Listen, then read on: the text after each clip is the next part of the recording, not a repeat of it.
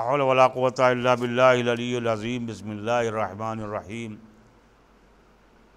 الحمد للہ رب العالمین والصلاة والسلام علی اشرف الانبیاء والمرسلین وخاتم النبیین اما بعد فقد قال علی ابن ابی طالب علیہ الصلاۃ والسلام ومجاہد الصیام فی الایام المفروضات تسکینا لأطرافہم وتخشیعا لأبصارہم وتذلیلا لنفوسہم وتخفیفا لقلوبہم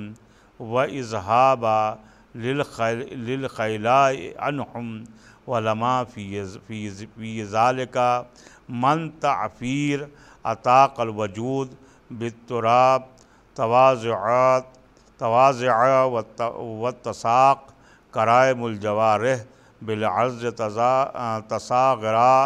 ولحوق البطون بالمتون من الصیام تذلللہ۔ ظاہر ہے کہ مولا متقیان علی بن ابی طالب علیہ الصلاۃ والسلام جو ہمارے قائد بھی ہیں، رہبر بھی ہیں اور لیڈر بھی ہیں، ہمارے امام بھی ہیں اور ہمارے شفیع بھی ہیں، شفاعت کرنے والے بھی ہیں۔ انہوں نے اپنے کلام میں فرمایا ہے کہ گرم اور دشوار دنوں میں واجب روزے رکھنے سے ان کے بدن کے اعضاء آرام محسوس کرتے ہیں، جیسا کہ مولا متقیان علی بن ابی طالب علیہ الصلاۃ والسلام سے نے اس میں فرمایا ہے کہ جب گرمی کے روزے ہوتے ہیں تو بدن کو سکون بہت زیادہ ملتا ہے، اعضاء کو بہت اطمینان ملتا ہے۔ آپ نے امام نے دوسری حدیث میں جب کسی پوچھنے والے نے پوچھا کہ مولا آپ کو سب سے بہترین عبادت کون سی پسند ہے، تو آپ نے فرمایا کہ الجہاد بالسیف والصیام بالسیف، تلوار سے جہاد کرنا مجھے بہت زیادہ پسند ہے اور گرمی کے روزے رکھنا میرے نزدیک سب سے زیادہ پسندیدہ عمل ہے جو عبادت ہے۔ ظاہر ہے کہ امام آگے فرماتے ہیں اور ان کی نگاہیں خاشع اور ان کے نفس، ظاہر سی بات ہے کہ روزہ ہمارے لیے خالی اس لیے نہیں ہے کہ خالی ہم منہ سے کچھ نہ کھائیں، کچھ نہ پئیں، بلکہ روزہ اگر ہم ایسا روزہ رہ رہے ہیں تو روزہ ہمارا روزہ نہیں ہو سکتا۔ لہٰذا ہمارے لیے ضروری ہے کہ روزہ ہم اس طریقے سے رکھیں کہ جس طریقے سے وہ وحدہ لا شریک ہم سے بتا رہا ہے اور ائمہ طاہرہ علیہ الصلوۃ والسلام نے ہمیں بتایا ہے کہ ہم اپنی نگاہوں کو بھی نگاہوں سے بھی روزہ رکھیں، اپنے نفوس سے بھی ہم روزہ رکھیں، خاضع ہوتے ہیں اور ان کے دل گناہوں سے ہلکے ہوتے ہیں۔ جب ہم ایسا کریں گے، جب ہم نگاہوں سے روزہ رکھیں گے، جب ہمارے نفوس پاک و پاکیزہ ہوں گے تو ہمارے دل ہلکے ہوں گے، گناہوں سے ہلکے ہوں گے، اور خود پسندی ان عبادات کے ذریعے سے ان سے دور ہوتی ہے، خود پسندی ان عبادات کے ذریعے سے دور ہوتی ہے۔ ظاہر سی بات ہے کہ جب آپ اللہ کے نزدیک اللہ کے فرمان کے مطابق آپ عمل کر رہے ہیں اور اس کی عبادت کر رہے ہیں تو ظاہر سی بات ہے کہ جب ہم نے اپنے نفس کو اللہ کے حوالے کر دیا، جب ہم نے اللہ کے حکم کی فرما برداری کی، تو ہم نے اپنے کو رمضان میں پروردگار عالم کے حوالے جب کر دیا صدق نیت کے ساتھ، تو ظاہر ہے کہ ہم کو ان کو انعام روز قیامت ہم کو ملنا ہی ملنا ہے۔ و خوشحال چہروں کو عاجزی کے ساتھ خاک پر رکھنے سے، اور جب ظاہر سی بات ہے کہ ہم بارگاہ خداوند عالم کی عبادت جو ہے بہتر طریقے سے کریں گے، بہتر طریقے سے اس کے سجدے کریں گے، بہتر طریقے سے اس کی عبادات بجا لائیں گے، بہتر طریقے سے اس کے روزے رکھیں گے، کہ جیسے کہ جو ہے کہ وہ چاہتا ہے کہ میرا مہمان جو آئے تو اس طریقے سے آئے۔ ظاہر ہے کہ جو ہے کہ ہم جب مہمان بن چکے ہیں تو ہم کو اپنے میزبان کا بھی تو خیال رکھنا چاہیے کہ میزبان کیا چاہتا ہے، کہ ہم کس طریقے سے آئیں۔ اور اگر ہم میزبان کا خیال نہیں رکھتے تو ظاہر سی بات ہے کہ جو ہے کہ وہ بھی ہمارے لیے جو ہے وہ غیر اصولی چیز ہے۔ ہم جس کے ہاں مہمان جا رہے ہیں، جس کے مہینے میں ہم جب ہم جا رہے ہیں تو ہم اس کا بھی خیال رکھیں کہ جو ہے کہ وہ ہمیں کیا چاہتا ہے۔ اور جب ہم ایسا کر رہے ہیں تو ظاہر سی بات ہے کہ جو ہے کہ ہم اللہ کے نزدیک ہوں گے۔ وہ سجدے والی جگہ کو زمین پر رکھنے سے، جب ہم سجدے کر رہے ہیں اس زمین پر جو بارگاہ پروردگار اللہ کی ہے، جب اس زمین پر ہم سجدہ کر رہے ہیں تو ظاہر ہے کہ خضوع کے ساتھ بھی سجدہ کر رہے ہیں تو خداوند عالم ہمارے ان سجدوں کو قبول کرنے والا ہے۔ وہ اپنے نفس کو خدا کے سامنے ذلیل کرتے ہیں۔ کون لوگ ایسے ہوتے ہیں کہ جو اللہ کے پسندیدہ بندے ہوتے ہیں۔ اپنا نفس کچھ معنی نہیں رکھتا ایسے لوگوں کے لیے، بلکہ وہ اللہ کی خوشنودی جو ہے وہ چاہتے ہیں۔ جیسا کہ شب ہجرت مولا متقیان علی بن ابی طالب علیہ السلام نے رسول اسلام کے بستر پر سو کے ہم کو بتا دیا کہ دیکھو ہم اپنا نفس جو ہے خداوند عالم کی بارگاہ میں بے کر چکے ہیں، دے چکے ہیں۔ ہم رسول کی حفاظت کے لیے فرمان رسول اور فرمان خداوند عالم کا لحاظ رکھتے ہوئے ہم چاہے ہماری جان جائے یا رہے، لیکن ہم کو بستر رسول پر سونا ہے۔ اور یہی وجہ تھی کہ جب رسول اسلام صلی اللہ علیہ وسلم نے پوچھا تھا کہ جو ہے کہ اے علی یہ بتاؤ کہ جو ہے کہ تم جو ہے وہ ہمارے بستر پر سونے کی جب خواہش رکھتے ہو، تو امام نے فرمایا کہ جو ہے کہ دیکھ یا رسول اللہ، آپ کی جان کی حفاظت ہمارے لیے لازمی ہے، واجبی ہے۔ اور مولا متقیان نے صرف ایک ہی جملہ پوچھا تھا کہ یا رسول اللہ، کیا میرے سو جانے سے آپ کی جان بچ جائے گی؟ اگر کوئی دوسرا جملہ مولا متقیان نے کہیں پر پوچھا ہو رسول اللہ سے تو ہمیں بتائیں، مصنف بتائیں، محدث بتائیں کہ مولا متقیان علی بن ابی طالب علیہ السلام نے کوئی دوسرا جملہ بھی پوچھا ہو کہ یا رسول اللہ، معاذ اللہ اگر میں سو گیا تو اگر میری جان چلی گئی تو کیا ہوگا؟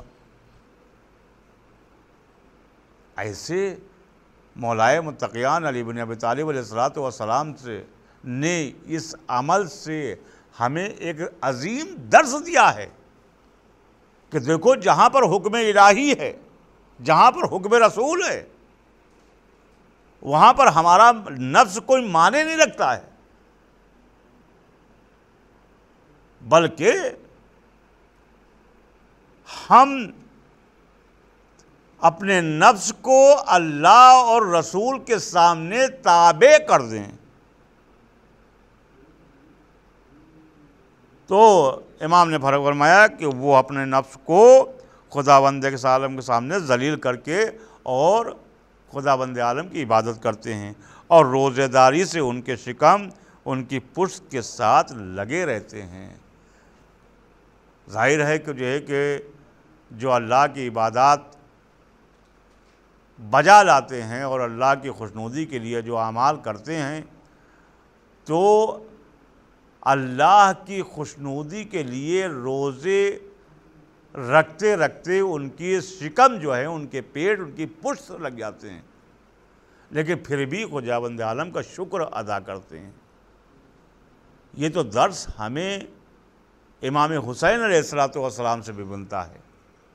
کہ صبح سے لے کے شام تک کے لاشوں پر لاشیں اٹھا رہے ہیں، اور کہیں پر کوئی اور ذکر نہیں کرتے، بلکہ یہی ذکر کرتے ہیں، انا للہ و انا الیہ راجعون، شکر ہے پروردگارا تیرا کہ میری قربانی کو تو نے قبول کیا۔ یہ اسلام کا سچا راستہ ہے۔ اسلام کا راستہ یہ نہیں ہے کہ ذرا سا مصیبت اگر پڑی تو معلوم ہوا کہ خداوند عالم کی وحدانیت پر شک کر لیا، رسول اکرم صلی اللہ علیہ وسلم کی رسالت پر شک کر لیا۔ اسے مسلمان نہیں کہتے ہیں۔ جیسا کہ ابھی ایک شخص ملعون ابن ملعون نے پہلے قرآن کے اوپر شک کیا، اس کے بعد میں رسول اکرم صلی اللہ علیہ وسلم پر شک کیا، اور اس کے بعد میں پہلے بلکہ لفظ بدل کے یوں کہہ دو کہ پہلے جو اس نے وحدانیت سے انکار کیا، اس کے بعد میں رسالت سے انکار کیا، اس کے بعد میں جن چیزوں کی خواہشیں، جن لوگوں کو، جن رہنماؤں کو خوش رکھنے کے لیے جو ہے یہ سب کر رہا تھا، وہ بھی اس سے ناراض ہو گئے، اور اس کی جگہ وہی ہوئی کہ جو اس کو ملنا چاہیے تھا۔ بہرحال رمضان میں ان سب چیزوں کا خیال ہمیں رکھنا چاہیے۔ مولا متقیان آگے فرماتے ہیں کہ روزہ اور اخلاص کا امتحان، فرماتے ہیں کہ حضرت علی علیہ الصلوۃ والسلام فرماتے ہیں والصیام ابتلاء لاخلاص الخلق۔ ظاہر سی بات ہے کہ ہمارا اخلاق روزے میں اس طریقے سے بھی بہتر ہونا چاہیے، اور روزہ دار کے لیے بھی ضروری ہے کہ ہم اپنے اخلاق کی طرف دھیان دیں کہ ایسا نہ ہو کہ کہیں ہم کوئی ایسی چیز کسی مومن سے کہہ دیں، اس کے دل پہ لگ جائے اور ہم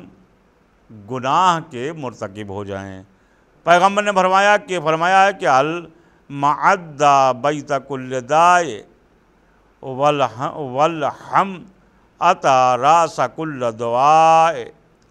معدہ ہر درد و بیماری کا گھر ہے، اور پرہیز، کم کھانا، ہر دوا اور علاج کی بنیاد و جڑ ہے۔ لہٰذا ہم کو، ہمارے اوپر لازم اور واجب ہے کہ احکام اسلام کے مطابق ہم جو ہے غذا بھی کھائیں، تو جس طرح کے رسول اکرم صلی اللہ علیہ وسلم کی تاکید ہے کہ دوپہر کا ناشتہ، صبح کا ناشتہ ہلکا کرو، دوپہر کا کھانا وزنی کھاؤ، اور شام کا کھانا بھی ہلکا کر دو۔ صبح جیسا کہ جو ہے دوپہر میں کھانے کے بعد قیلولہ جو ہے وہ مستحب ہے، اسی طریقے سے شام کے کھانے کے بعد آدمی کو، انسان کو مشی کرنا یعنی چلنا جو ہے وہ بہت ہی زیادہ ثواب ہے۔ اس کے فوائد جو ہے بھی بتائے گئے ہیں، لیکن دامن وقت میں اتنی گنجائش نہیں ہوتی جو آپ کے سامنے ہم بیان کریں۔ آگے فرماتے ہیں، معصوم فرماتے ہیں سومو تصحو وسافرو تستغنو، روزہ رکھو تاکہ صحت مند رہ سکو، اور سفر پہ جاؤ تاکہ دوسروں سے بے نیاز ہو جاؤ، یعنی خود مالدار ہو جاؤ۔ سفر پہ جاؤ، سیرو فی الارض بھی کہا گیا ہے، کہ زمین پر پھیل جاؤ۔ تو یہ معصوم فرما رہے ہیں کہ دیکھو روزہ رکھو تاکہ صحت مند ہو جاؤ، اور سفر کرو تاکہ تم مالدار ہو جاؤ۔ اسلام کوئی ایسا مذہب نہیں ہے کہ جو ہے کہ اسلام میں یہ بتایا گیا ہے کہ صاحب جو ہے بالکل ہی آپ گندا کرتا ہو، گندا پائجامہ ہو، گندی ٹوپی رکھ کے بس مسجد میں بیٹھے رہیے، وہی مسلمان ہیں۔ بلکہ اگر ہم یعنی تمام گھریلو واجبات کو دور رکھتے ہوئے اگر ہم مسجد میں بیٹھے ہوئے ہیں اور ہمارے کام کا وقت ہے اور یعنی جو ہے گھر میں بچے جو ہے وہ فاقے سے ہیں، تو ہمارے اوپر واجب اور لازم ہے کہ کم وقت میں ہم عبادت خداوندی کر کے واجب کو ادا کر کے ہم اس واجب کی طرف جائیں۔ اور اگر پھر بھی نہیں مانتے ہیں، ہم مسجد میں بیٹھے ہوئے ہیں، تو یہ مسجد میں بیٹھنا ہمارا ناجائز ہے۔ لہٰذا ہمارے لیے ضروری ہے کہ ہم خیال رکھیں کہ جو ہے کہ جس طرح خداوند عالم نے اور نبی نے اور دوسرے معصومین نے فرمایا ہے، اس طریقے سے ہم زندگی گزاریں۔ آگے رسول خدا فرماتے ہیں لِكُلِّ شَيْءٍ زکوٰۃ وزکوٰۃ الابدان الصیام۔ ہر چیز کی زکوٰۃ ہوتی ہے۔ رسول فرما رہے ہیں کہ ہر چیز کے لیے زکوٰۃ ہے، اور جسم کی زکوٰۃ، بدن کی زکوٰۃ روزہ ہے۔ روزے کے ذریعے سے تمہارے جسم کی زکوٰۃ دور ہوگی۔ ظاہر سی بات ہے کہ جب 11 مہینے میں آپ جو ہے خوب سیر ہو کے ناشتہ بھی کر رہے ہیں، کھانا بھی کھا رہے ہیں، سب کچھ کر رہے ہیں، 1 مہینہ صرف صبح صادق سے لے کے شام تک کے خداوند عالم نے معین کیا ہے۔ یہ ہمارے اگر سائنسی لحاظ سے دیکھیے تو ہمارے جسم کے لیے بہت ہی فائدہ مند چیز ہے روزہ، لیکن پھر بھی ہم جو ہے بہانے بازیاں کرتے ہیں۔ کس سے بہانے بازی کرتے ہیں؟ انسانوں سے۔ ارے صاحب روزہ نہیں رکھا جاتا، ارے صاحب قرآن کی تلاوت نہیں ہو پاتی۔ کیوں نہیں ہو پاتی؟ دیکھیے انسان لوگوں سے تو جھوٹ بول سکتا ہے، لیکن خود اپنے نفس سے جھوٹ نہیں بول سکتا۔ میں نے کسی خطبے میں عرض کیا تھا کہ جو ہے کہ خداوند عالم ہماری شہ رگ سے بھی قریب ہے۔ تو اگر ہم ایسا عمل انجام دے رہے ہیں کہ لوگوں سے کہہ رہے ہیں کہ صاحب ہمارے بلا وجہ کے جو ہے کہ شوگر کے مریض ہو جاتے ہیں، تو ایسے شخص کے لیے روزے کا کفارہ ہے۔ اور کفارہ کیا ہے؟ کہ یا تو 60 روزے رکھے جائیں، غلام آزاد کرنے کا جو ہے اس وقت جو ہے نہ غلام ہے نہ آزاد کیے جاتے ہیں، یا مثال کے طور پر 60 مومنوں کو کھانا کھلایا جائے 1 روزے کے بدلے میں۔ یہ پورے رمضان میں اگر 30 روزے رکھے گئے ہیں تو ظاہر سی بات ہے کہ آپ جو ہے 30 کو 60 سے گڑا کر لیجئے، پھر جو ہے 30 کو 30 سے یعنی 60 مومنوں کو 1 دن کے روزے کے بدلے میں 60 مومنوں کو آپ کو کھانا کھلانا ہے۔ تو اب جو ہے 60 کو 30 سے گڑا کر لیجئے، تو کتنے؟ 1 روزے کے بدلے میں آپ کو 30 روزے یعنی 60 مومنوں کو کھانا کھلانا ہے۔ تو اس کا یہ کفارہ ہے۔ اب ایک سوال پیدا ہوتا ہے، ایک سوال اور آتا ہے کہ دیکھیے مسئلوں مسائل تو بیان ہوں گے بھی انشاءاللہ، اور جو ہے بہت سی چیزیں جو ہے وہ ایک مومن نے مجھ سے سوال کیا کہ جو ہے کہ صاحب جو مولانا صاحب بہت سے لوگ جو ہے حالت روزہ میں سو جاتے ہیں، اور سونے اگر سو گئے تو پھر کیسے روزہ جو ہے وہ ہو جائے گا۔ تو عزیزان محترم و دوستان عزیز، عبادت یہی تو یعنی لطف ہے ماہ مبارک رمضان کا،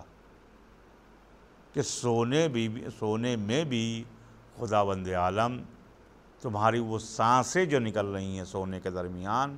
اس پر بھی تسبیح و تحلیل کا ثواب عطا کر رہا ہے۔ چونکہ اب اس کی وجہ بھی بتا دیں کہ جب آپ سو جاتے ہیں تو کان بری بات سننے کے لیے آمادہ نہیں ہوتے، آنکھ غلط چیز دیکھنے پر آمادہ قدرت نہیں رکھتے، زبان